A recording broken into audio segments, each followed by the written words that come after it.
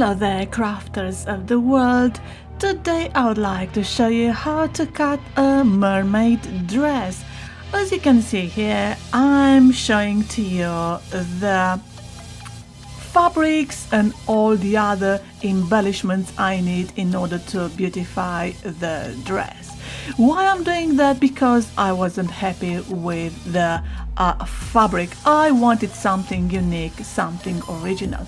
So what I decided to use, although the fabric is very nice, I asked some samples to be sent to me, and you can see here different types of samples I analyzed. Some sellers are very good, they will send you big samples like almost half a meter. Some of them they will send you only like 6 inches wide. So I decided for my fabric to beautify it using flowers, which I bought by meter, also butterflies, small butterflies which are not that visible, and bigger butterflies as you'll see at the end of this clip. Of course, because the fabric is so transparent, I decided underneath to use white satin, and in a different clip I showed you how to cut a short white dress, in case you want to learn how to cut smaller dresses and you want to take it easy and progressing on to how to cut bigger items. Of course, I also wanted to use some tulle in order to make that mermaid back a bit longer. Pardon me. The next step after deciding what fabric you are going to use is to design the pattern. So what kind of dress would you like to have? Myself, I decided that I want to use a very embellished fabric. Pardon me. And as you can see here, this fabric has got lots of raised threads, sequins, scalloped edges. It's a very beautiful fabric. It is transparent, and where it's transparent I'm going to add my flowers, which I showed you earlier on. They will be cut into small flowers. I will be adding also the butterflies, so trust me, it's going to look amazing. Once you learn how to cut your fabric and how to you get the experience, you get also the imagination, and you can visualize how the dress is going to look in real life. So for me it was very simple to understand that. As you might have noticed, the fabric has a bit more like a silverish kind of color, whereas the flowers are a bit more ivory. I don't care about such small details because the main theme is going to be white. The next step is drawing the pattern, pardon me, and taking your dimensions. And as you can see here, I decided my dress is going to be 132 centimeters long, purely because the fabric is just under 140, so the width of the fabric is just under 140, and I consider that to be B, as you can see in my drawing. B, A being the dimensions around my shoulders. So around the shoulders I decided to be 104 centimeters, which means it's going to be 52 at the front, 52 at the back.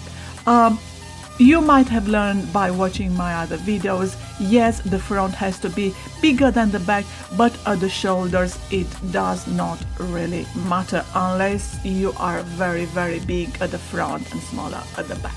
Myself, I'm almost equal at the shoulders, so yes, that's why it remained 52 at the front, 52 at the back, 26, meaning each quarter is going to be.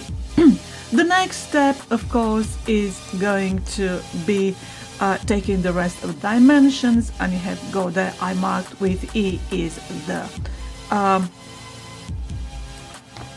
the breast area, which is 104 centimeters. Then the waist marked with C, which I made it 84 centimeters, purely because underneath there is another dress, the white short dress, and around the hips area, for the same reason, I allowed it to be 104 centimeters. As I explained in the previous videos, you have to calculate everything, the front being on the breast, waist and hips area 2 centimeters bigger than the back, purely because us women are a bit more voluptuous at the front. So I was taught since I was 10-11 years old to calculate the front being bigger than the back. At that moment in time I did not understand, because I was a child, I had a boyish figure, but as I grew I learned that yes, this is very important. So for example, if you take E, which is the breast area, is 104 centimeters, which means at the front is going to be 53, at the back 51, because together they make 104 centimeters. So this 53 centimeters is divided in two because you are going to put the fabric in two. You don't want to cut each separate side. So it's going to be 26.5 centimeters and the 51 is going to be 25.5. Additionally, in the waist area, you are going to put 3 or 2 centimeters for each fold. There are 2 folds which will be deeper in the middle at the waist, and normally at the front you put 2 centimeters and at the back you put 3 centimeters. Why? Because the back is bigger. I settled for this, although in some clips I made it only 2 and 2, so altogether I added 2 centimeters for each fold. In other clips I added 3, depending on what I wanted to achieve. The next step is to actually get on with calculating the back. And as you can see, it's a bit difficult because I had probably like maybe 3 meters of fabric. So I had to make very sure I'm calculating the back and I'm using the fabric in order to have that mermaid at the back. So how did I do this is, well, you have to watch the remaining of the video. The fabric was put into half, so I had 1.5 meters, 1.5 meters. The middle was towards the left hand side. I put it on the floor, as you can see there, and I referred to my calculations I made on the piece of paper.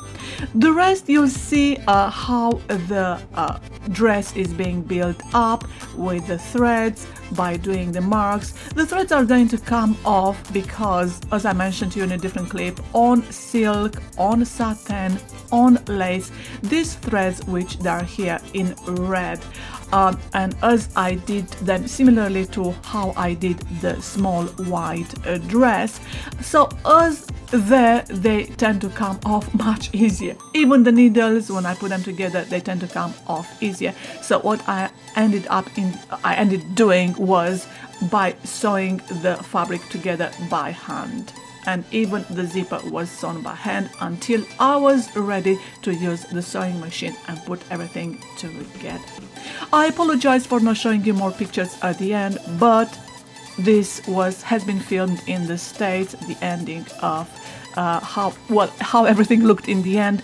And well, silly me, I bought a memory stick which let me down. So I discovered there were lots of complaints about this afterwards. Lots of people were complaining about the memory sticks. So this is one of those things, you have to make sure you buy the right memory stick in order to record everything and not lose it, because some seller is doing some tricks. It was a huge disappointment.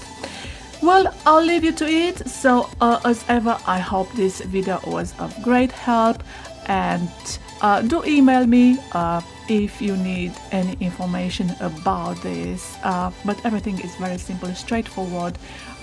So I'm wishing that you enjoy this, and I hope you are going to have a great day. Thank you for watching. Bye.